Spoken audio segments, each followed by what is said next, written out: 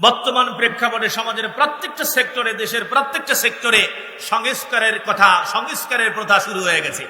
সংস্কারের যে প্রথম স্টেপটা, সেটি হচ্ছে তাকওয়ার স্টেপ করতে হবে। জোরে বলেন ঠিক কিনা? আমরা তাকওয়া খুঁজি ইমাম সাহেবের ভিতরে, আমরা তাকওয়া খুঁজি সভাপতির ভিতরে, আমরা তাকওয়া খুঁজি আলেম ওলামাদের ভিতরে। আসলে এইটা মোটেই ঠিক নয়। তাকওয়া খুঁজতে হবে যারা ক্ষমতার উপরে অধিষ্ঠিত যারা আছে, ক্ষমতার চেয়ারে যারা মাসনুন হিসেবে যারা বসে আছে, তাদের ভিতরে তাকওয়া খুঁজতে হবে। জোরে বলেন ঠিক কিনা? সম্মানিত মুহতারাম মসজিদ হাজিরিন, তাকওয়ার বলিয়ানে বলিষ্ঠ ছিল হযরত আবু বকর। আবু বকরের যে তাকওয়া ছিল, এরপরে হযরত ওমর। আপনি লক্ষ্য করে দেখেন, ওমর, ওসমান, আলী যারাই তাকওয়ার বলিয়ানে ছিলেন, যারাই ক্ষমতার এরকম করে মসনদে ছিলেন, তাদের ছিল তাকওয়া। জোরে বলেন ঠিক কিনা? আজকে যারা সংস্কারের কথা যারা বলে, তাদের প্রথম স্টেপ হতে হবে যারা ক্ষমতায় থাকবে তাদের তাকওয়ার দরকার আছে না নাই? জোরে বলেন আছে না নাই? আবু তালিবের দ্বারাও কোনো কাজ হলো না। এইবারে তারা একটা চক্রান্ত অবলম্বন করলেন। মক্কা মদিনার ভিতরে সবচেয়ে একজন কূটনীতিক ছিলেন, তার নাম হচ্ছে উতবা বিন রাবিয়া। এইবারে উতবা বিন রাবিয়াকে ভাড়া করলেন। রাবিয়া মুহাম্মদকে কূট কৌশল করে দিনের রাস্তা থেকে, কালেমার রাস্তা থেকে আপনি সরা দেন, যা চাইবেন তাই পাবেন।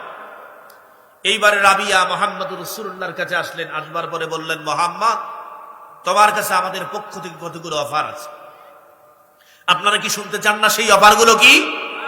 বিশ্বনবীজি মুহাম্মদুর রাসূলুল্লাহকে বললেন, আমাদের পক্ষ থেকে তোমার কাছে মেসেজ আছে। সেই মেসেজটা হলো, তুমি যদি চাও, তুমি তো গরিব মানুষ, তোমার তো বংশীয় তেমন কোনো পরিচয় নাই, তোমার তো কোনো টাকা পয়সা নাই। তুমি যদি চাও, যত টাকা পয়সা চাও, প্রয়োজন হলে মক্কা মদিনার ভিতরে আমরা টাকা চান্দা করে তুলে দিয়ে তোমাকে আমরা মক্কা মদিনার ভিতরে ধনাঢ্য সারে বিক্রি করে দেব। এক নাম্বার প্রস্তাব। প্রস্তাব কি ভালো না? এইরকম প্রস্তাব যদি কেউ যদি পাইতো, বিশ্বনবীজিকে বললেন, তোমার জন্য এক নাম্বার প্রস্তাব হলো, টাকা পয়সা অর্থ সম্পত্তি দিয়ে তোমাকে ধনী বানা দেব। দ্বিতীয় নাম্বার প্রস্তাব তোমার জন্য হলো, তুমি একজন যুবক মানুষ, তুমি বিয়ে করেছো খাদিজাতুল কুবরার মতো একজন বুড়ি রমণীকে। তুমি যদি চাও, মক্কা মদিনার ভিতরে তুমি যাকে পছন্দ করবে, যে কয়জনকে পছন্দ করবে, সেই কয়জন সুন্দর রমণীকে তোমাকে দিয়ে দেওয়া হবে। জোরে বলে নাউজুবিল্লাহ। এক নাম্বার প্রস্তাব হলো যে টাকা পয়সা ধন দৌলত যা চাও আমরা তোমাকে তাই দিয়ে দেব। দ্বিতীয় নাম্বার প্রস্তাব হলো, তুমি যদি চাও, তোমার সুন্দর রমণী তুমি যে কয়জনকে চাও আমরা তোমাকে দিয়ে দেব। তৃতীয় নাম্বার, একজন মানুষের যদি টাকা পয়সা যদি হয়, সুন্দর যদি রমণীও যদি হয়, তাহলে তৃতীয় নাম্বার আর কি থাকে? ক্ষমতা। তুমি যদি চাও, আবু জেহেলকে আমরা মানবো না, আবু লাহাবকে আমরা মানবো না। তুমি যদি চাও, আগামী কাল থেকে আমরা তোমাকে সর্দার হিসেবে মানব। এই তিনটা প্রস্তাব মুহাম্মদ রাসূলুল্লাহ বললেন। তিনটা প্রস্তাব যে দিলেন, এর পরিপ্রেক্ষিতে তোমাদের কোনো চাওয়া পাওয়া আছে কি? মুসলমান সব এক হয়ে যাও, কোরআনের আলোকে জীবন গড়াও। মুসলমান সব এক হয়ে যাও, কোরআনের আলোকে জীবন গড়াও। রাসূলুল্লাহকে নেতা মেনে, রাসূলুল্লাহকে নেতা মেনে শাসন চালাও সবখানে। তোমার জীবন সুন্দর, সুখী হবে তুমি, সুখী হবে দোজাহানে। মুসলমান সব এক হয়ে যাও, কোরআনের আলোকে জীবন গড়াও। যেমন নেতা ছিলেন আবু বকর, তেমনি নেতা হলেন হযরত ওমর। যেমন নেতা ছিলেন আবু বকর, তেমনি নেতা হলেন হযরত ওমর। ওটের পিঠে বসে চাকর, ওটের পিঠে বসে চাকর নেতা হয়ে রশি টানে। তোমার জীবন সুন্দর, সুখী হবে তুমি, সুখী হবে দোজাহানে। মুসলমান সব এক হয়ে যাও, কোরআনের আলোকে জীবন গড়াও। মুসলমান সব এক হয়ে যাও, কোরআনের আলোকে জীবন গড়াও। গহনার মাঝে যেমন স্বর্ণ শ্রেষ্ঠ, ধর্মের মাঝে তেমন ইসলাম ধর্ম। জোরে বলেন ঠিক কিনা? গহনার মাঝে যেমন স্বর্ণ শ্রেষ্ঠ, ধর্মের মাঝে তেমন ইসলাম ধর্ম।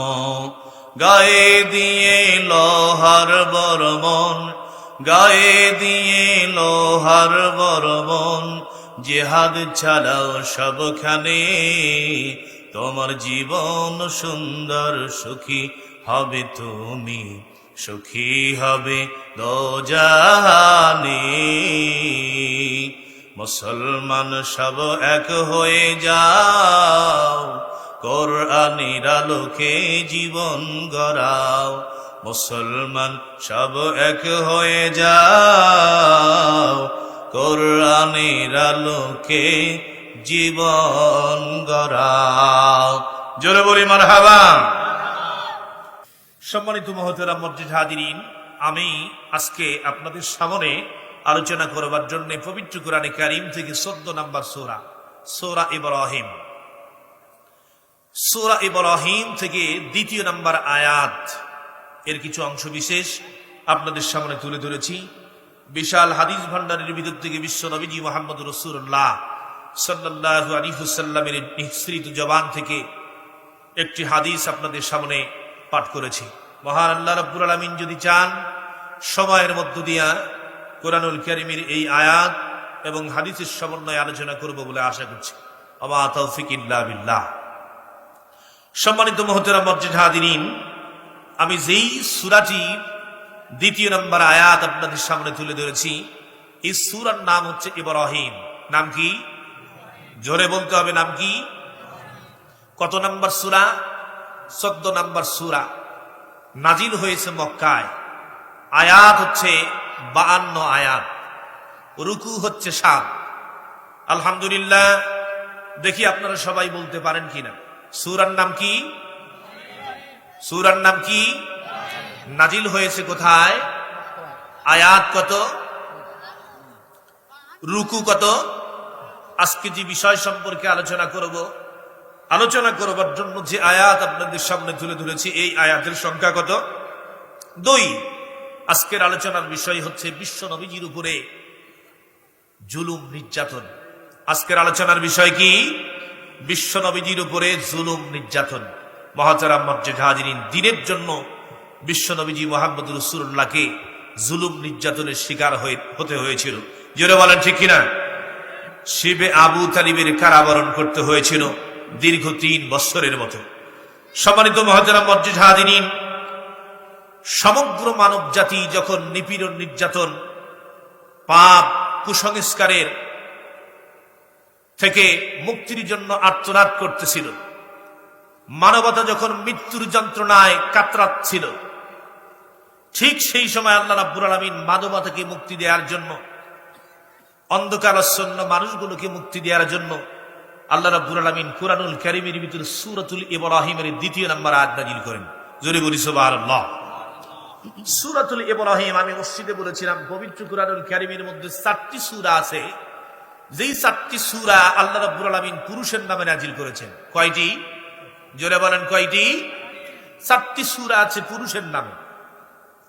এর ভিতরে একটি সূরা আছে আপনার আমার দ্বীনের পয়গম্বর বিশ্ব নবীজি মুহাম্মদুর রাসূলুল্লাহর নামে। জোরে বলি সুবহানাল্লাহ। 2 নম্বর একজন পুরুষের নামে একটি সূরা আছে, সেটি হচ্ছে হযরতে লুকমান। সুবহানাল্লাহ বললেন না? পবিত্র কুরআনুল কারীমের মধ্যে আরো একটি সূরা আছে পুরুষের নামে, সেটি হচ্ছে হযরত ইউসুফ। সুবহানাল্লাহ বললেন না? এবং চতুর্থ পুরুষের নামে যে সূরাটি আছে সেই সূরার নাম হচ্ছে ইব্রাহিম, যিনি হচ্ছেন আমাদের জাতির পিতা। যিনি হচ্ছেন আমাদের কি জাতির পিতা, যিনি আমাদের নামকরণ করেছেন মুসলমান। জোরে বলি সুবহানাল্লাহ।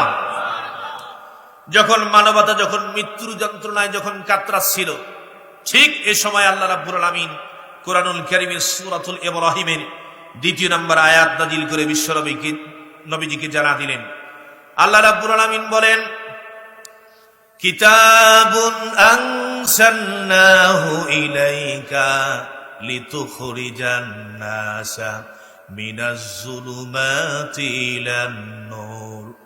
আল্লাহ রাব্বুল আলামিন বলেন, নবী হে, আমি আপনার প্রতি কিতাব নাজিল করেছি এজন্য নয় যে আপনি কুরআনুল কারীমের তিলাওয়াত করবেন মসজিদের ভিতরে, এজন্য নয় যে আপনি মাহফিলে আলোচনা করবেন, ফকিরানি ব্যবসা করবার জন্য নয়, কুরআনুল কারীমকে দিয়ে কোনো ব্যবসা প্রতিষ্ঠা করবার জন্য নয়।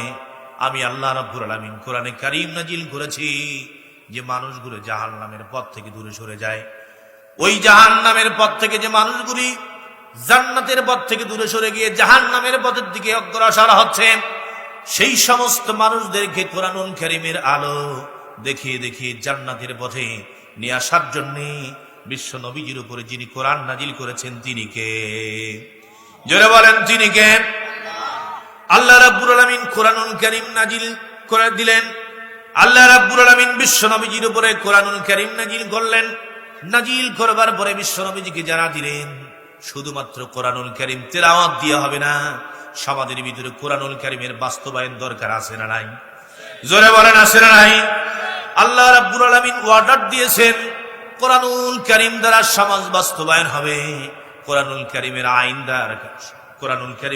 দ্বারা সমাজকে প্রতিষ্ঠা করতে হবে। কুরআনুল কারীমের আইন দ্বারা সমাজ পরিচালনা হোক, রাষ্ট্র পরিচালনা হোক, আমরা চাই কি চাই না? জোরে বলেন, চাই কি চাই না? আল্লাহ রাব্বুল আলামিনের কোরআন দিয়ে রাষ্ট্র পরিচালনা হোক, এটা আমরা সবাই চাই। কিন্তু কোন মানুষ আছে, কোন আল্লাহর গোলাম আছে যারা কুরআনুল কারীমের আইন দিয়ে রাষ্ট্র পরিচালনা হোক এটা তারা কোশ্চিনকালেও কোনোদিন চাই না। জোরে বলেন ঠিক কিনা? এমনকি কুরআনুল কারীমের আইন দ্বারা সমাজকে প্রতিষ্ঠিত হোক, সমাজ চালিত হোক, রাষ্ট্র চালিত হোক, এই মানুষগুলো যারা এটার জন্য চেষ্টা করে, এই মানুষগুলোকে দাবানোর জন্য সমাজের ভিতরে অনেক মানুষ আছে তারা অদ্ভুত ভাবে বসে থাকে। জোরে জোরে বলেন ঠিক কিনা?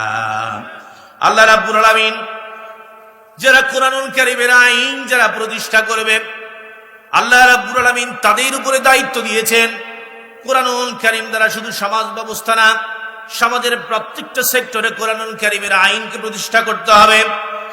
আমরা কুরআনুল কারীমের হক চাই, প্রত্যেকটা সেক্টরে কুরআনুল কারীমের হক চাই।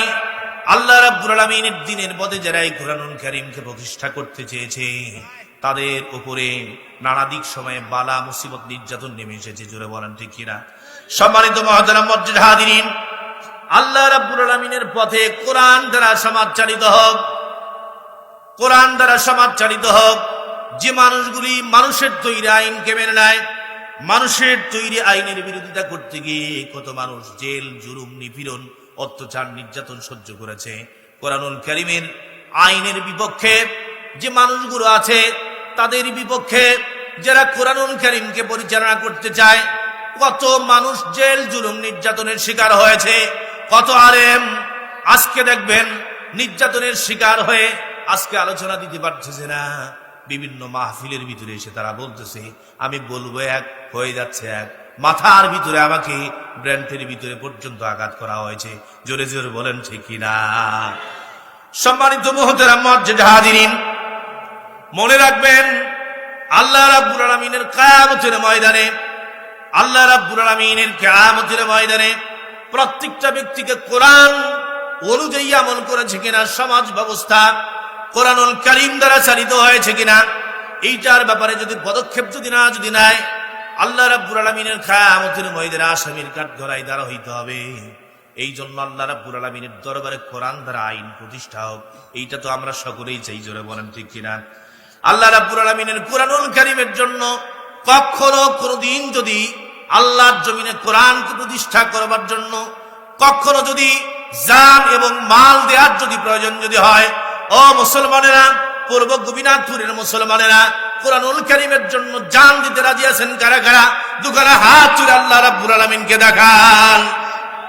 আল্লাহ রাব্বুল আলামিন কবুল আর মঞ্জুর করুক। জোরে বলে আমিন, আর জোরে বলে আমিন। বিশ্ব নবীজি মুহাম্মদুর রাসূলুল্লাহ মানব জাতিকে অন্ধকার থেকে আলোর দিকে কেমনে নিয়ে আসার লাগবে, এইটার জন্য বিশ্ব নবীজি হিরা পর্বতের গুহায় সদা সর্বদা ধ্যানে মগ্ন থাকতেন। বিশ্ব নবীজি মুহাম্মদুর রাসূলুল্লাহ দেখতে পাইলেন তদানীন্তনকালে আরববাসীরা বিভিন্ন মাছের পূজা করে, গাছের পূজা করে, লাত মানাত উজ্জা হবলের পূজা করে, সূর্যার পূজা করে, দেবদেবীর পূজা করে। বিশ্ব নবীজির অন্তরকে বিভিন্ন ভাবে নাড়া দেয়। বিশ্ব নবীজি মুহাম্মদুর রাসূলুল্লাহ সদা সর্বদা চিন্তিত থাকেন। আমার আল্লাহ রাব্বুল আলামিন জানা দিলেন, ওয়াজাদাকা দাল্লান ফাহাদা। নবী হে, আমি আপনাকে পথ না জানা অবস্থায় পেয়েছি এবং আপনাকে আমি পথের সন্ধান দিয়েছি। জোরে বলি সুবহানাল্লাহ। 7 বছর যাবৎ পর্যন্ত বিশ্ব নবীজি হেরা পর্বতের গুহায় বিশ্ব নবীজি ধ্যানে মগ্ন থাকতেন। এই মানব জাতিকে কেমনে মুক্তি দেওয়া যায়, এই মানব জাতিকে কেমনে অন্ধকারাচ্ছন্ন জীবন থেকে আলোর পথে নিয়ে আসা যায়। বিশেষ করে কোন কোন মাসে, রমাদানুল মুবারক মাসে, পরিপূর্ণ মাসটা কোরআনুল কারীমের জন্য, মানব জাতিকে উদ্ধার করবার জন্য আমাদের পয়গম্বর দিনের নবী মুহাম্মদুর রাসূলুল্লাহ হীরা পর্বতের গুহায় অবস্থান করেছিলেন। এমনই একটা দিনে 610 খ্রিস্টাব্দে 17 রমজান কোন একটা দিনে বিশ্বনবীজি যখন ধ্যানে মগ্ন ছিলেন, এমন সময় বিশ্বনবীজি আল্লাহ রাব্বুল আলামিনের একজন ফেরেশতাকে দেখতে পাইলেন। তার নাম হলো জিবরাইল। তার নাম কি? জোরে বলেন, নাম কি? জিবরাইল আলাইহিস সালামকে প্রথম দেখবার পরে বিশ্বনবীজি ভয় পেয়ে গেলেন। বিশ্বনবীজি যখন জিবরাইল আলাইহিস সালামকে দেখলেন, জিবরাইল পিছন দিক থেকে একটা ডাক দিলেন, ইয়া মুহাম্মদ। বিশ্বনবীজি পিছনের দিকে দেখতে পাইলেন কোন লোক নাই। বিশ্বনবীজিকে আবার ডাক দেওয়া হলো, মুহাম্মদ। বিশ্বনবীজি পিছনের দিকে দেখতে পাইলেন একজন মস্ত বড় একজন ফেরেশতা দাঁড়া আছে। বিশ্বনবীজি বললেন, কি বলবেন, আপনি কে? এইবারে জিবরাইল ফেরেশতা তার পরিচয় আপন করে দিয়ে বললেন, নবী হে, আপনি পড়েন ইকরা। নবী হে, আপনি পড়েন ইকরা। বিশ্বনবীজি বললেন, আমি তো জানি না, কি পড়ব?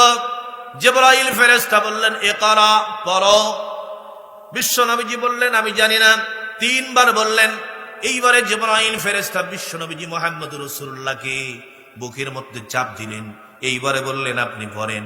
বিশ্বনবীজি বললেন, ইকরা বিইসমি রাব্বিকাল্লাযী খলাক। জোরে জোরে বলি সুবহানাল্লাহ।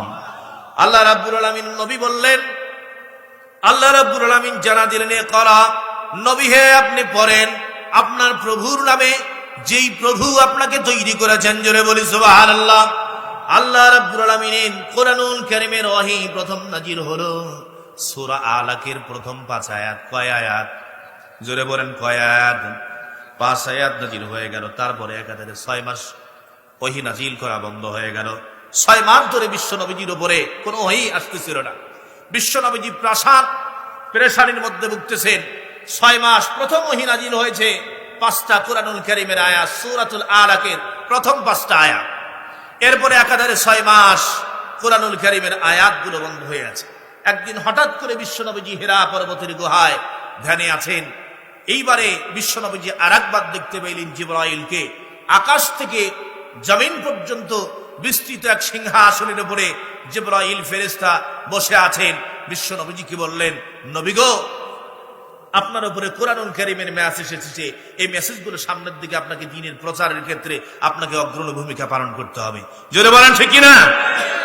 বিশ্বনবীজি মুহাম্মদুর রাসূলুল্লাহ বাড়িতে গেলেন। যাওয়ার পরে স্ত্রীকে বললেন, খাদিজাতুল কুবরাকে বললেন, জাম্বিলুনি, আমাকে চাদর দ্বারা আবৃত করে দাও। বিশ্বনবীজি ভয় পেয়ে গিয়েছিলেন, কাঁপতেছিলেন।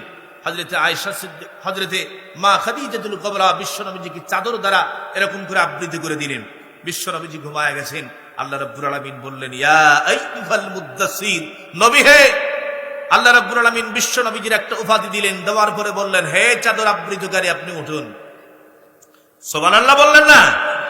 আল্লাহ রাব্বুল আলামিন বললেন কুম ফাআনদির ওয়া রাব্বাকা ফাকাব্বির। আল্লাহ রাব্বুল আলামিন জানা দিলেন, হে চাদর আবৃতকারী আপনি উঠুন, আপনার রবের আপনি প্রশংসা আদায় করুন। জোরে বলি সুবহানাল্লাহ। নবুয়তের এই আয়াত নাযিল হয়ে গেলেন, বিশ্ব নবীজির উপরে এই আয়াত নাযিল হয়ে গেলেন। নবুয়তের ৩য় বছরে আল্লাহর নবীকে, বিশ্ব নবীজি মুহাম্মদুর রাসূলুল্লাহকে আল্লাহ রাব্বুল আলামিন ইসলামের দাওয়ার জন্য ওপেনের কথা বললেন। এইবারে আল্লাহ রাব্বুল আলামিনের নবীজি এইবারে সাফা মারওয়া পাহাড়ের ভিতরে, সাফা মারওয়া পাহাড়ের কাছে কুরাইশদের সকল গোত্রদেরকে ডাকলেন। আবু জেহেল ছিল, আবু লাহাব ছিল, এমনকি কুরাইশদের প্রত্যেকটা ব্যক্তি সেখানে উপস্থিত ছিলেন। বিশ্ব নবীজি সাফা পাহাড়ের উপরে উঠলেন, উঠবার পরে সমস্ত লোকদেরকে ডাক দিয়ে বললেন, আচ্ছা আজকে আমি তোমাদের সামনে একটা বক্তব্য দেব। আজকে আমি যদি বলি যে পাহাড়ের পাদদেশে একজন লোক সজ্জিত হয়ে, একদল লোক সজ্জিত হয়ে, আগুনের নির্মিত একদল লোক সজ্জিত হয়ে আপনাদেরকে পাকড়াও করবার জন্য আসতেছে, আপনারা কি বিশ্বাস করবেন? আবু জেহেল বলল, আবু লাহাব বলল, কুরাইশদের প্রত্যেকটা ব্যক্তি বলল, মুহাম্মদ আপনি যদি বলেন যে পাহাড়ের পাদদেশ থেকে একদল বাহিনী আমাদেরকে অ্যাটাক করবার জন্য আসতেছে, আমরা সাবলীল ভাবে সেটাকে গ্রহণ করব এবং সেটাকে আমরা অ্যাকসেপ্ট করব, কারণ আপনি কোনোদিন পর্যন্ত মিথ্যা কথা বলেন নাই। জোরে বলি সুবহানাল্লাহ। আপনার মুখ থেকে আমরা মিথ্যা কথা কোনোদিন পর্যন্ত আমরা শুনি নাই। নবী নাম ধরে, মুহাম্মদকে নাম ধরে বললেন, আপনি যা বলবেন আমরা আজকে তাই বিশ্বাস করব। বিশ্ব নবীজি বললেন, আল্লাহ রাব্বুল আলামিন আমাকে মেসেঞ্জার হিসেবে পাঠিয়ে দিয়েছেন, আল্লাহ রাব্বুল আলামিন আমাকে নবী হিসেবে পাঠিয়ে দিয়েছেন। তোমরা জাহান্নামের আগুনকে ভয় করো, আল্লাহ রাব্বুল আলামিনকে আইনদাতা, বিধানদাতা, রিজিকদাতা হিসেবে জীবনের প্রত্যেকটা ক্ষেত্রে তোমরা মানো। এই কথাটা যখন বললেন, সম্মানিত ভাই ও বন্ধুগণ, এই কথাটি যখন বললেন, আবু লাহাবের কলিজার ভিতরে আঘাত হানলো। আবু লাহাব বলতেছে, মুহাম্মদ আমরা মনে করেছি তুমি আমাদেরকে কিছু গুরুত্বপূর্ণ মেসেজ দিবা, কিন্তু এই মেসেজ দিবা আমাদের এটা জানা ছিল না। আজকে তুমি আমাদের দিনটা ক্ষতি করে ফেললে। আজকে তুমি আমাদের যে ইনকাম করার কথা ছিল, এই ইনকামটা 12টা বাজায় দিলে। এই বলে মুহাম্মদুর রাসূলুল্লাহর উপরে এরকম করে পাথর নিক্ষেপ করা শুরু করলেন। আল্লাহ রাব্বুল আলামিন জানা দিলেন কোরআনুল কারীমের ভিতরে, যে সূরাটি আপনাদের কাছে সবার পরিচিত, আল্লাহ রাব্বুল আলামিন জানা দিলেন, তাব্বাত ইয়াদা আবি লাহাবিন ওয়া তাব মা আগনা আনহু মালুহু ওয়া মা কাসাব। আল্লাহ রাব্বুল আলামিন জানা দিলেন, যেই আবু লাহাব তার হাত দিয়ে আমার বন্ধু মুহাম্মদুর রাসূলুল্লাহর উপরে পাথর নিক্ষেপ করেছে, সেই আবু লাহাব এবং তার 2 হাত ধ্বংস হয়ে যাক। জোরে জোরে বলি সুবহানাল্লাহ। আর যে সে ইনকামের কথা বলেছিল, উপার্জনের কথা বলেছিল, সে নিজে ধ্বংস হবে না, বরং তার পদে সে যা ইনকাম করেছে, তার যত অর্থ সম্পত্তি ধন দৌলত আছে, তার কোনোদিন কশ্চিনকালে তার কোনো কাজে আসবে না। জোরে জোরে বলি সুবহানাল্লাহ। বিশ্ব নবীজি এই যে দাওয়াত দেওয়া শুরু করলেন, একটার পরে একটা করে বিশ্ব নবীজির উপরে আঘাত ওরা হানতে চেষ্টা করতেছে। এমনকি বিশ্ব নবীজির ডাকে, কালিমার দাওয়াতে কোনো ব্যক্তি যদি ইসলাম ধর্ম যদি গ্রহণ যদি করত, বিশ্ব নবীজির উপরে এই দোষটাও বিশ্ব নবীজির উপরে চাপায় দেওয়া হইতো এবং বিশ্ব নবীজিকে বিচারের জন্য আনা হতো। একদিন বিশ্ব নবীজি মুহাম্মদুর রাসূলুল্লাহকে মারতে মারতে রক্তাক্ত করে দিয়েছে আবু জেহেল। বিশ্ব নবীজি মুহাম্মদুর রাসূলুল্লাহ কাটতেছে। বিশ্ব নবীজির চাচা যান হযরত আমির হামজা যখন আসলেন, আমির হামজাকে লক্ষ্য করে কে যেন বললেন, ও আমির হামজা কোথা থেকে আসলেন? আমির হামজা বললেন, আমি শিকার থেকে আসলাম। বলতেছেন, শিকার থেকে আসার লাগবে না, তোমার ভাতিজাকে মারতে মারতে রক্তাক্ত করেছে। এই কথা শোনা মাত্র আমির হামজা আর দেরি করলেন না, বললেন, কে মারলেন, কে মারছে? বললেন, হিশামের পুত্র আবু জেহেল তোমার ভাতিজাকে মারতে মারতে রক্তাক্ত করে দিয়েছে। এরকম করে ধনুক ছুঁড়ে ফেলে দিলেন, লাঙ্গা তরবারি নিলেন। যাওয়ার পরে হিশামের ছেলে আবু জেহেলকে লক্ষ্য করে বললেন, হে হিশামের ছেলে আবু জেহেল, তুমি নাকি আমার ভাতিজা মুহাম্মদকে তুমি নাকি মেরেছো, বাপের বেটা যদি হও সামনে আসো। জোরে বলি সুবহানাল্লাহ। বাপের বেটা যদি হও সামনে আসো। এইবারে আমির হামজা আবু জেহেলের কাছে যাওয়ার পরে ঠিক তরবারির উল্টো দিক থেকে আবু জেহেলের মাথার ভিতরে যেই রকম করে বিশ্ব নবীজি আমাদের দ্বীনের নবী মুহাম্মদ রাসূলুল্লাহর উপরে আঘাত করেছিল, বিশ্ব নবীজিকে যেই রকম করে আঘাত করেছিল, আমির হামজা আবু জেহেলের মাথার ভিতরে তরবারির উল্টা আঘাত দিয়ে বুঝিয়ে দিলেন, তুমি কার ভাতিজাকে মারছো? খবরদার, যে ভুল করেছো, আগামী দিনে যদি কখনো কোনোদিন আমার ভাতিজা মুহাম্মদের উপরে আঘাত আনার যদি চেষ্টা যদি করো, তাহলে অবস্থা কিন্তু ভালো হবে না। জোরে বলি সুবহানাল্লাহ। আবু আমির হামজা যখন এই কথা যখন বললেন, 8 বার পরে মুহাম্মদকে বললেন, আমার ভাতিজা তুমি আর কান্নাকাটি করো না, মাথা তুমি তোলো। বিশ্ব নবীজি মুহাম্মদ রাসূলুল্লাহ কাঁদতেছেন। আমির হামজা বলতেছেন, আমার ভাতিজা মুহাম্মদ তোমাকে যে মেরেছে, আমি তার প্রতিশোধ গ্রহণ করেছি, আমি তাকেও আমি মেরে রক্তাক্ত করে দিয়েছি, তুমি খুশি হয়ে যাও। মুহাম্মদ রাসূলুল্লাহ বললেন, না, আমি তাতে খুশি হব না। আমির হামজা বললেন, কি করলে তুমি খুশি হবা? বললেন, চাচা যান, আজকে যদি আমার বাবা যদি বেঁচে যদি থাকতো, আমার মা যদি বেঁচে যদি থাকতো, সন্তানের ব্যথায় পিতা মাতা ব্যতীত হইতেন, এমনকি পিতা মাতা সন্তানের কথা কি শুনতেন না?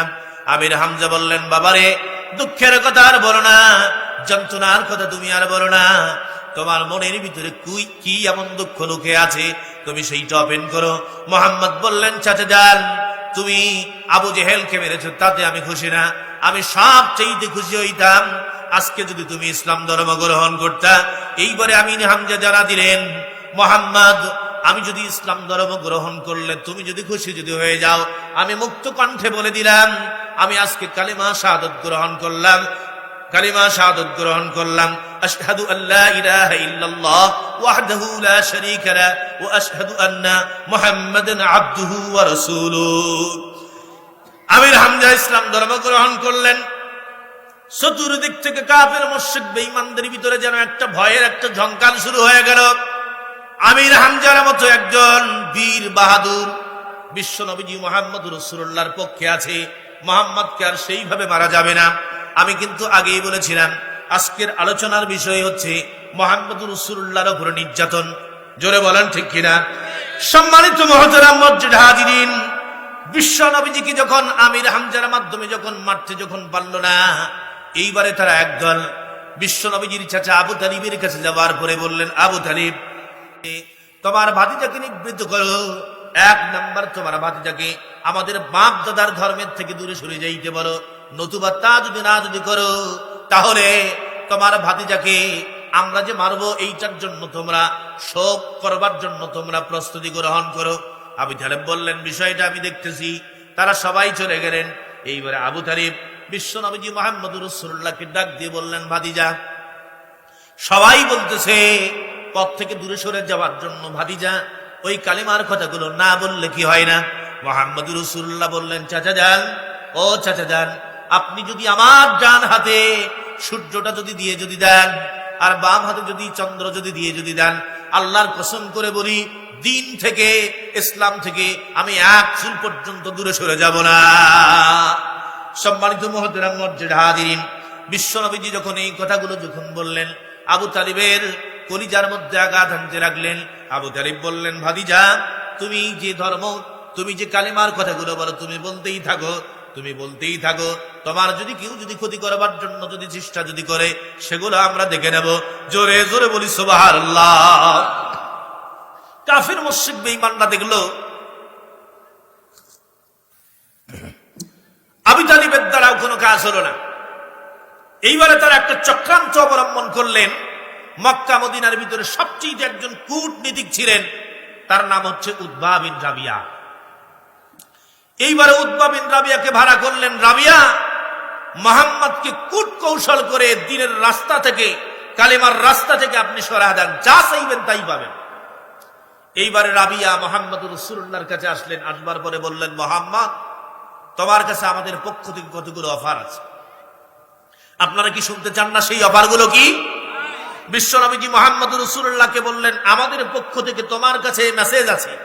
সেই মেসেজটা হলো, তুমি যদি চাও, তুমি তো গরিব মানুষ, তোমার তো বংশীয় তেমন কোনো পরিচয় নাই, তোমার তো কোনো টাকা পয়সা নাই, তুমি যদি চাও, যত টাকা পয়সা চাও প্রয়োজন হলে মক্কা মদিনার ভিতরে আমরা টাকা চান্দা করে তুলে দিয়ে তোমাকে আমরা মক্কা মদিনার ভিতরে ধনাঢ্যশালী ব্যক্তি করে দেব। এক নাম্বার প্রস্তাব। প্রস্তাব কি ভালো না? এইরকম প্রস্তাব যদি কেউ যদি পাইতো, বিশ্বনবীজিকে বললেন তোমার জন্য এক নাম্বার প্রস্তাব হলো টাকা পয়সা অর্থ সম্পত্তি দিয়ে তোমাকে ধনী বানা দেব। দ্বিতীয় নাম্বার প্রস্তাব তোমার জন্য হলো তুমি একজন যুবক মানুষ, তুমি বিয়ে করেছো খাদিজাতুল কুবরার মতো একজন বুড়ি রমণীকে। তুমি যদি চাও মক্কা মদিনার ভিতরে তুমি যাকে পছন্দ করবে, যে কয়জনকে পছন্দ করবে, সেই কয়জন সুন্দর রমণীকে তোমাকে দিয়ে দেওয়া হবে। জোরে বলে নাউজুবিল্লাহ।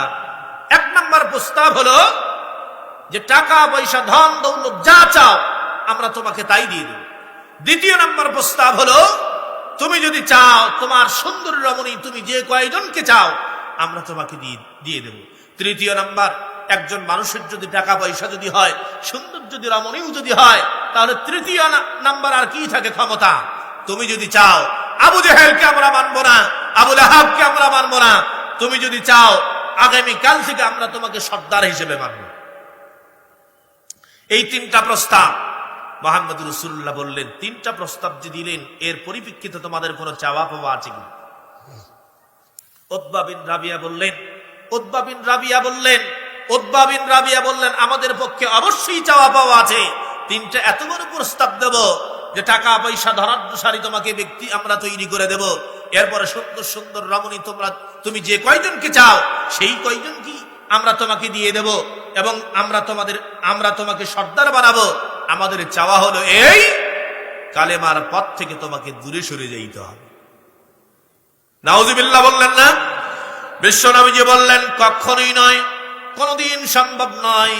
বিশ্বনবীজি মাথাটা নিচের দিকে করলেন, করবার দ্বারা বিশ্বনবীজি বোঝা দিলেন যে এরকম হাজার অফার যদি দিনের নবী মুহাম্মদ রাসূলুল্লাহর কাছে যদি আসে, সব অফার গুলি বিশ্বনবীজি উপেক্ষা করতে পারে, কিন্তু দিন থেকে এক কিঞ্চিত পরিমাণ বিশ্বনবীজি দূরে সরে যাবে না। বিশ্বনবীজি যেরকম করে দূরে সরে যায় নাই, বিশ্বনবীজির উত্তরসূরিরা আলেম ওলামারাও পর্যন্ত কোনদিন ঈমানের পথ থেকে দূরে সরে যাবে না। জোরে বলেন ঠিক কিনা? জেলকে স্বীকার করবে, জুলুমকে স্বীকার করবে, অত্যাচারকে স্বীকার করবে, নির্যাতনকে স্বীকার করবে, তারপরেও ঈমান থেকে এক কিঞ্চিত পরিমাণ দূরে সরে যাবে না। জোরে বলেন ঠিক কিনা? বিশ্বনবীজি মুহাম্মদ রাসূলুল্লাহকে সবচেয়ে নির্যাতন করতেন উতবা, আবু জেহেল, উতবা, শাইবা, ওয়ালিদ ইবনে মুগীরা, এরপরে আবু সুফিয়ান, এরপরে উমাইয়া বিন খালদ। বিশ্বনবীজিকে নানা দিক থেকে অত্যাচার নির্যাতন করতেন। আগে বিশ্বনবীজিকে মারলেন, আমির হামজা প্রতিহত করলেন। আবু তালিবের দ্বারা বিশ্বনবীজির উপরে চাপ প্রয়োগ করা হলো। কেউ যদি ইসলাম ধর্ম যদি গ্রহণ করছে বিশ্বনবীজির বিচার করা হইতো। এমনকি বিশ্বনবীজির কাছে এই প্রস্তাবগুলো দেওয়া হয়েছিল।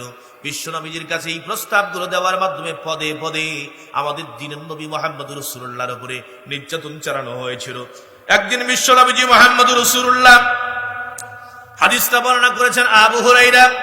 আবু জেহেল বলতেছে, এ যুবকেরা, তোমাদের সামনে আখিরি জামানার পয়গম্বর, তোমরা যাকে নবী বলে স্বীকার করো, সেই মুহাম্মদ কি তোমাদের সামনে তার সম্মুখ চেহারা মাটিতে কি নোয়ায়, অর্থাৎ তিনি কি সিজদা করেন?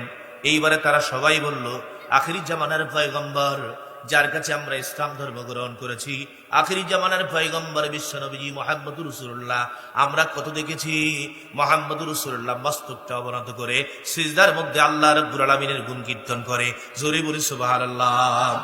আবু জেহেল বললেন, লাত মানাত উজ্জার কসম করে বলি, আমি যদি কখনো কোনোদিন যদি মুহাম্মদকে সিজদা করা অবস্থায় যদি আমি যদি দেখতে যদি পাই, তাহলে লাত মানাতের কসম করে আমি বলি, আমার পা দ্বারা মুহাম্মাদের গর্দান আমি মাটির সঙ্গে আমি মিশিয়ে ফেলবো।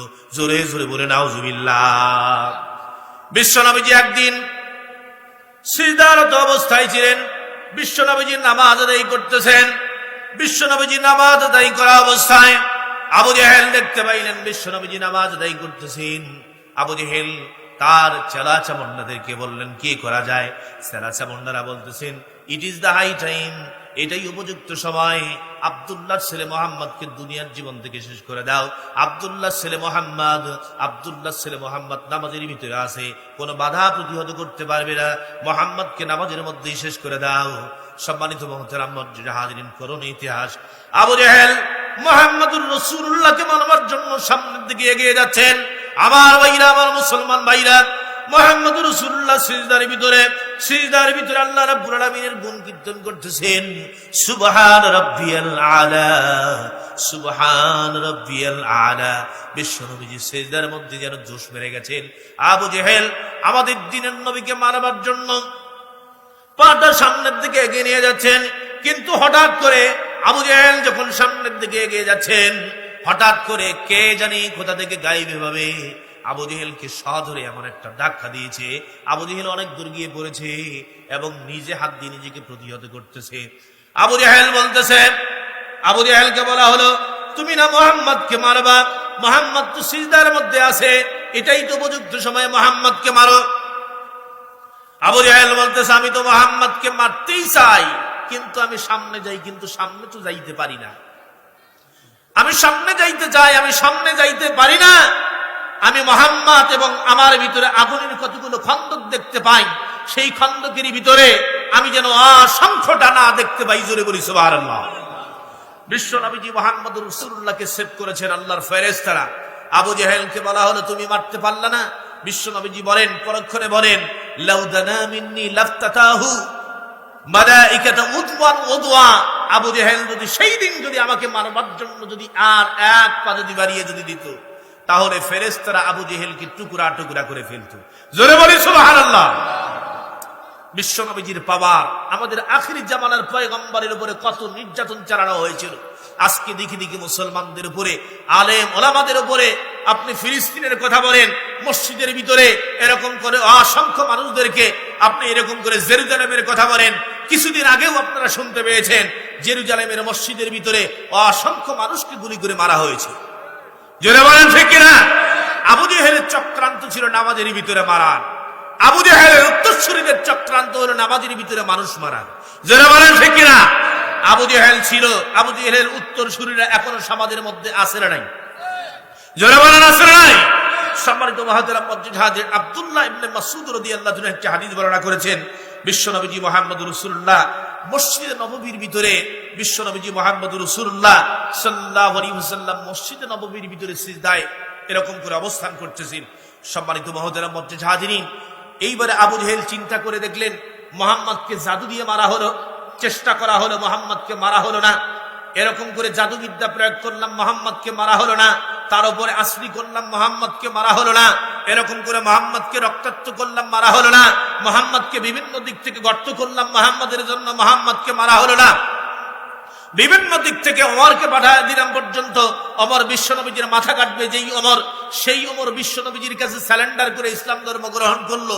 চতুর্দিক থেকে আমরা মুহাম্মদকে মারবার জন্য চেষ্টা করলাম, কিন্তু পাইলাম না। আজকে একটা সুযোগ আছে, মুহাম্মদকে আমরা হত্যা করব।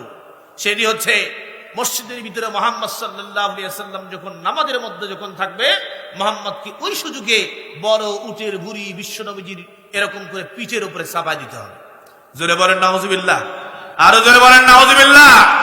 তাদের চক্রান্ত ছিল এই, বিশ্বনবীজি যখন এই নামাজের ভিতরে ছিলেন, আপনারা দেখবেন হযরত ওমরকে নামাজের মধ্যে মারা হয়েছে, হযরত ওসমানকে বাড়ির ভিতরে নামাজ অবস্থায় মারা হয়েছে, হযরত আবু বকরকে এরকম করে শাহাদাত বরণ করতে দেওয়া হয়েছে নামাজের মধ্যে। বিশ্বনবীজির ব্যাপারে চক্রান্ত করা হলো। বিশ্বনবীজি যখন নামাজের মধ্যে যখন যাবে, উটের সবচেয়ে যে বড় ভুঁড়িটা আছে, এইটা বিশ্বনবীজির পিঠের উপরে দেওয়া হবে। বিশ্বনবীজি হাঁস ফাঁস করতে করতে নিঃশ্বাস নিতে পারবে না, বিশ্বনবীজি মারা যাবে। জোরে বলেন নাউজুবিল্লাহ।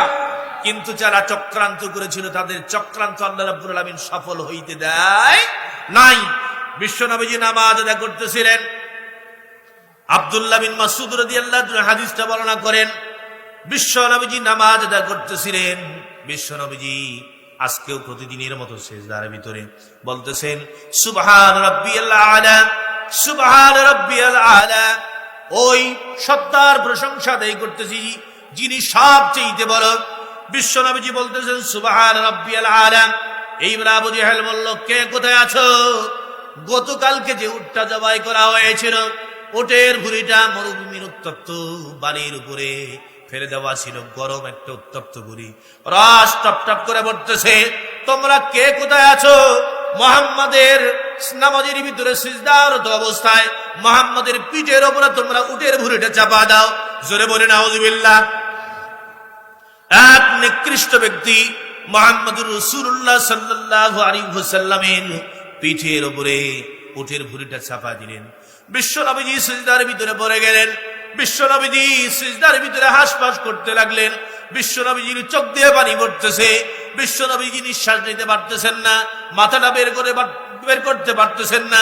আব্দুল্লাহ ইবনে মাসউদ বলেন, আমার যদি ক্ষমতা যদি থাকতো তাহলে আমি বিশ্ব নবীজিকে ওই উটের নারী ভুঁড়ির পিছন দিক থেকে আমি বিশ্ব নবীজিকে বের করতাম, কিন্তু আমার কোনো ক্ষমতা ছিল না। একজন লোক দেখতে পাইলেন নামাজের ভিতরে মুহাম্মদুর রাসূলুল্লাহ সাল্লাল্লাহু আলাইহি ওয়াসাল্লাম নামাজরত অবস্থায় উটের ভুঁড়ির নিচে বিশ্ব নবীজি হাসপাস করতেছিলেন। উনি দৌড়ে গেলেন। দৌড়ে যাওয়ার পরে মা ফাতিমার কাছে যাওয়ার পরে বললেন, ফাতিমা, দেরি আর করা যাবে না, আপনার পিতা আখির জামানার পয়গম্বর বিশ্ব নবীজি মুহাম্মদ রাসূলুল্লাহকে কাফের মুশরিক বেঈমানরা শাহাদাত বরণ করবার জন্য উটের ভুঁড়ি চাপা দিয়েছে। মা ফাতিমা দৌড়ে আসলেন। আসবার পরে এত বড় একটা উটের ভুঁড়ি বিশ্ব নবীজির পিঠের উপর থেকে এরকম করে সরানো যায় না। অনেক কষ্ট করে বিশ্ব নবীজির পিঠ থেকে উটের ভুঁড়িটা সরা দিলেন। বিশ্ব নবীজি মুহাম্মদ রাসূলুল্লাহ যেন হাত থেকে বেঁচে বাঁচলেন। বিশ্ব নবীজি আল্লাহর শুকরিয়া আদায় করলেন। ওই দিনে বিশ্ব নবীজি একটা বদদোয়া করেছিলেন 7 জন ব্যক্তির উপরে। কয়জন ব্যক্তির উপরে? বিশ্ব নবীজি 7 জন ব্যক্তির উপরে বদদোয়া করেছিলেন। বিশ্ব নবীজির বদদোয়া কি মিস্টেক হতে পারে? জোরে বলেন, মিস্টেক হতে পারে? বিশ্ব নবীজি যেই বদদোয়া করেছেন, বিশ্ব নবীজি কশ্চিন কালেও কোনোদিন পর্যন্ত বদদোয়া করেন নাই। তায়েফের ময়দানে বিশ্ব নবীজিকে রক্তাক্ত করা হয়েছে।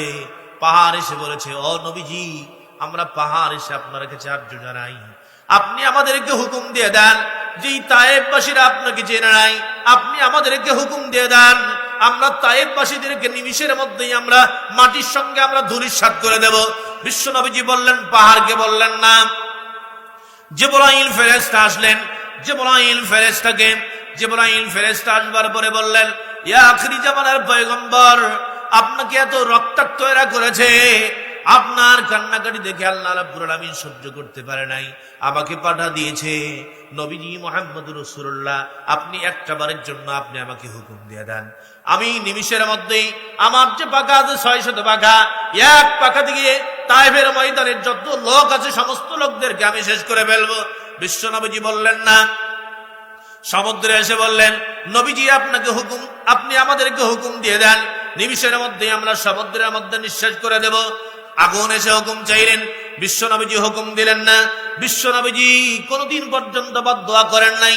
বিশ্ব নবীজি সেই তায়েফের ময়দানেও বলেছিলেন, পাহাড়কে লক্ষ্য করে বলেছিলেন, এরকম করে জিবরাইলকে লক্ষ্য করে বলেছিলেন, জিবরাইল, আজকে যদি আমার তায়েফবাসী যদি নিঃশেষ যদি হয়ে যদি যায়, আমার কালিমা কে পড়বে?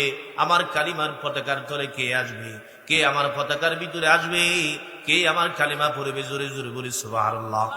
বিশ্ব নবীজি কোনদিন পর্যন্ত বদদোয়া করেন নাই, কিন্তু আজকে বিশ্ব নবীজি 7 জন ব্যক্তির উপরে বদদোয়া করেছেন। কয়জন ব্যক্তির উপরে? বিশ্ব নবীজির একটা সিস্টেম ছিলেন। বিশ্ব নবীজি যখন দোয়া করেছেন, বিশ্ব নবীজি দোয়ার ভিতরে 3 বার বলেছেন। কয়বার? বিশ্ব নবীজি দোয়ার ভিতরে 3 বার আল্লাহ তাআলার কাছে চেয়েছেন। বিশ্ব নবীজি যখন আল্লাহ তাআলার কাছে যখন কোনো কিছু যদি প্রার্থনা করেছেন, বিশ্ব নবীজি আল্লাহর কাছে 3 বার চাইছেন। আজকেও বদদোয়া করলেন, আল্লাহুম্মা আলাইকা বিকুরাইশিন, আল্লাহুম্মা আলাইকা বিকুরাইশিন, আল্লাহুম্মা আলাইকা বিকুরাইশিন। আব্দুল্লাহ ইবনে মাসউদ বলেন, বিশ্ব নবীজি যখন এই কথাটি বারবার যখন বলতেছিলেন, বিশ্ব নবীজির মুখ থেকে যেন মনে হয় আগুনের গোলা বের হচ্ছে। বিশ্ব নবীজি যখন 7 জন ব্যক্তির নাম ধরে যখন বলেছেন, ইয়া আল্লাহ, ইবনে হিশামের ছেলে আবু জেহেলকে আপনি ধ্বংস করেন, ইয়া আল্লাহ, উতবা বিন রাবিয়ার ছেলে উতবাকে আপনি ধ্বংস করেন, ইয়া আল্লাহ, রাবিয়ার ছেলে শাইবাকে আপনি ধ্বংস করেন। এরপরে বিশ্ব নবীজি দোয়া করলেন, ইয়া আল্লাহ, উতবার ছেলে ওয়ালিদ ইবনে মুগীরাকে আপনি ধ্বংস করে দেন। বিশ্ব নবীজি এইবারে দোয়ার ভিতরে বললেন, খলফের ছেলে উমাইয়াকে আপনি ধ্বংস করে দেন। আব্দুল্লাহ ইবনে ওমর বলেন, বিশ্বনবীজি 7 জন ব্যক্তির ব্যাপারে বদদোয়া করেছেন, 7ম ব্যক্তির নাম আমার মনে নাই। 6 জন ব্যক্তির নাম আব্দুল্লাহ ইবনে মাসউদ বলেন যে 7 নম্বর সিরিয়ালের ব্যক্তির আমার নাম মনে নাই, কিন্তু 6 জন ব্যক্তির ব্যাপারে বিশ্বনবীজি বদদোয়া করেছেন। যেই না বিশ্বনবীজি বদদোয়া করতেছিলেন, এইবারে বিশ্বনবীজির মুখ থেকে যখন আগুনের গোলাগুলো যখন বের হচ্ছিলেন, তারা নিস্তব্ধ হয়ে গেল, কারণ তারা জানতো বিশ্বনবীজি যদি একবার যদি বদদোয়া যদি করে, বাঁচার কোনো বুদ্ধি নেই। জোরে বলেন ঠিক কিনা? বিশ্বনবীজি বদদোয়া করেন।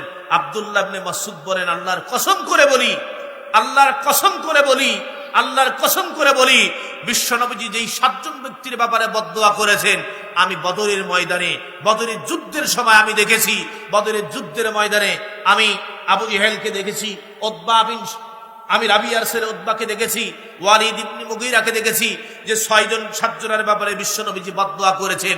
তারা এই রকম করে বদরের যুদ্ধের ময়দানে আল্লাহর নবী সাল্লাল্লাহু আলাইহি ওয়াসাল্লামের সাহাবীরা তাদেরকে জাহান্নামের চৌরাস্তায় পাঠিয়ে দিয়েছে। জোরে বলি সুবহানাল্লাহ। একজন বদরের যুদ্ধে ময়দানে বাঁচতে পারে নাই। সম্মানিত মুহতারাম মসজিদ হাজিরিন, বিশ্বনবীজির বদদোয়া কখনো মিস্টেক হতে পারে না। বিশ্বনবীজির উত্তরসূরি যারা আছে, আলেম ওলামা যারা আছে, হক্কানি আলেম যারা আছে, তাদের বদদোয়া কোনোদিন কশিন কালেও মিস হতে পারে না। জোরে বলেন ঠিক কিনা? সম্মানিত মুহতারাম মসজিদ হাজিরিন, সুতরাং আলেম ওলামাদের দোয়া যেরকম করে মিস্টেক হয় না, বিশ্বনবীজির দোয়া মিস্টেক হয় না। আমরা সম্মানিত মুহতারাম মসজিদ হাজিরিন, বিশ্বনবীজির উপরে নানা দিকভাবে নির্যাতন চালানো হয়েছে। ইসলামের উপরে বিশ্বনবীজি ছিলেন। বিশ্বনবীজির 63 বছরটা আপনি গবেষণা করে দেখবেন, বিশ্বনবীজি থেকে শুরু করে বিশ্বনবীজির 4 জন সাহাবী যারা দুনিয়ার জীবনে জান্নাতের সার্টিফিকেট পেয়েছিলেন, বিশ্বনবীজির 4 জন সাহাবী হযরত আবু বকর, ওমর, ওসমান, আলী থেকে শুরু করে যত সাহাবী জান্নাতের সার্টিফিকেট পেয়েছেন, সেখান থেকে শুরু করে যত সাহাবীর কথা বলবেন, যত নবী রাসূলের কথা বলবেন, প্রত্যেকটা নবী রাসূল দ্বীনের জন্য জেল পর্যন্ত করেছেন। কয়েকজন নবী ছাড়া প্রায় প্রত্যেকটা নবী জেল খেটেছেন। জোরে বলা ঠিক কিনা? সম্মানিত মুহতারাম মসজিদ হাজিরিন, সুতরাং দ্বীনের পথে থাকতে হলে বালা মুসিবত বিপদ আসবেই আসবে। বালা মুসিবত ঈমানদারেরা কখনো ভয় পায় না। জোরে বলা ঠিক কিনা? ঈমানদারদের জন্য জেলখানা হচ্ছে, আল্লাহ রাব্বুল আলামিনের নবী বলেন, ঈমানদারদের জন্য এই দুনিয়াটা হবে জেলখানা, আর মুমিন বাদ দিয়ে যারা কাফের মুশরিক বেঈমানরা থাকবে, এই দুনিয়াটা হবে তাদের জন্য বেহেশতখানা। সম্মানিত মুহতারাম মসজিদ হাজিরিন, আমরা যারা আছি, আমরা নিজেদেরকে মুসলমান বলে দাবি করি।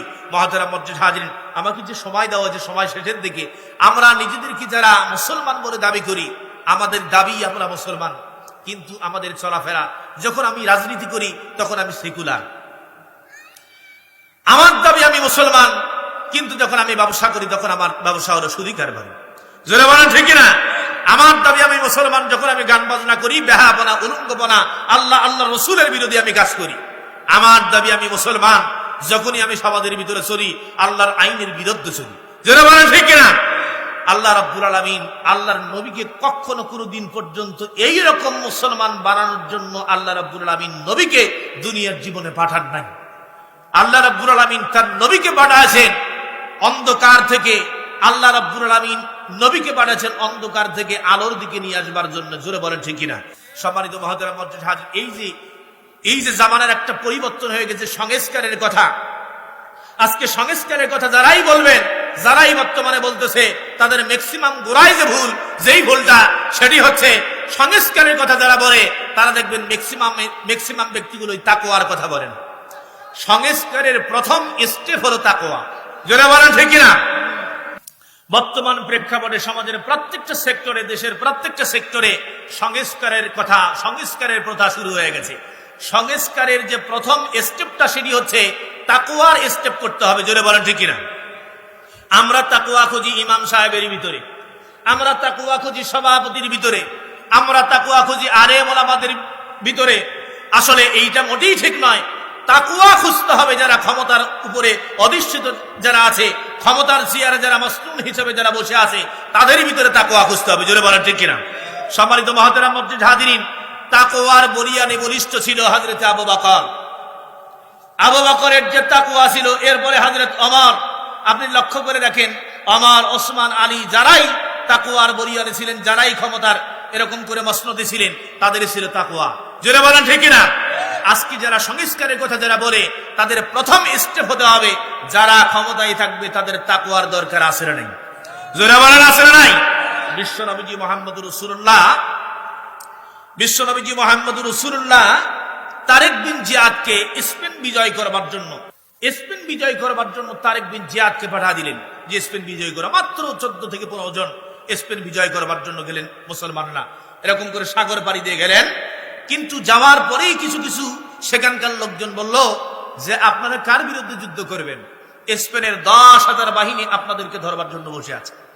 কিছু কিছু লোক চিন্তা করলো, আমরা 10 জন মাত্র, 12 জন মাত্র, আমাদের কি হবে? পারবো কি পারবো না? সেই সময় তাকওয়ার বলে বলিয়ান ছিল, মধ্যে মুজাহিদ ছিল তারেক বিন জিয়াদ। ইনি বুঝতে পেরেছেন, খুব কৌশলী একজন লোক, ইনি বুঝতে পেরেছেন। ইনি সবাইকে নিয়ে বললেন, চলো কাম ব্যাক, আমরা ফিরে যাই, আমরা আমাদের দেশে ফিরে যাব। যাওয়ার পরে সাগরের পাশে যখন গেলেন, যাওয়ার পরে বললেন যে জাহাজ আছে, জাহাজটা পুড়িয়ে দাও। সবাই বললেন যে আমরা যদি পুড়িয়ে সরকার করে দেই, তাহলে আমরা দেশে ফিরে যাব কিভাবে? তারেক বিন জিয়াদ বললেন, মুসলমানরা যে দেশে যায় সেই দেশে বিজয় করে, ওইটাই হলো মুসলমানদের দেশ। জোরে বলেন ঠিক কিনা? একজন মধ্যে মুজাহিদ তার তাকওয়ার বলিয়ান করলেন বাকি 12 থেকে 13 জনকে। তারা তাকওয়ার বলিয়ান হলেন, যুদ্ধ করলেন, স্পেন বিজয় করলেন, মুসলমানদের স্পেন করে দিলেন আল্লাহ। জোরে বলেন সুবহানাল্লাহ। এই জন্য তাকওয়ার বর্তমানে সংস্কারের প্রথম স্টেপটা হওয়া দরকার তাকওয়া। আল্লাহ রাব্বুল আলামিন সূরাতুল আরাফের 96 নম্বর আয়াতের ভিতরে বলেন, যখন কোন জনপদের লোক ঈমানের বলে বলিয়ান হবে, তাকওয়ার বলে বলিয়ান হবে, আমি আল্লাহ রাব্বুল আলামিন আসমানের নিচে জমিনের উপরে যত ধনভাণ্ডার আছে সব ধনভাণ্ডারের বারাকাত আমি খুলে দেব। সুবহানাল্লাহ বলেন। সম্মানিত মুহতারাম মুসলিম হাজিরিন, আল্লাহ সুবহানাহু ওয়া তাআলা আমাদেরকে তাকওয়ার বলিয়ান হওয়ার তৌফিক দান করুক। জোরে বলি আমিন, আরো জোরে বলি আমিন।